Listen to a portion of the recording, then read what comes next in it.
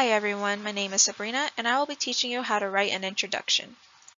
So, what is an introduction? An introduction is simply put an intro to your essay.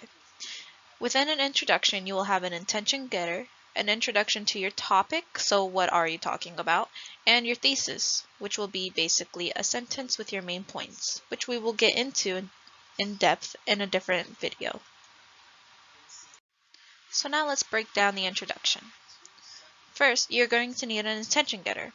So, an attention getter is something that will grab the reader's attention from the beginning, and is usually within the first couple of sentences. It's a way to capture their attention. And then you're going to need an introduction to your topic.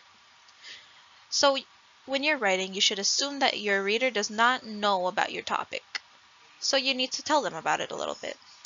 In this case, this essay is about a book called Tiger's Curse. So within the introduction, there is a brief summary of the book. And finally, we have our thesis statement.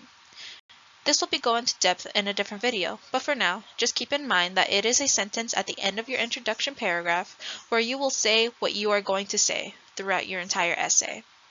It will have your point, and it will have your main idea within that sentence.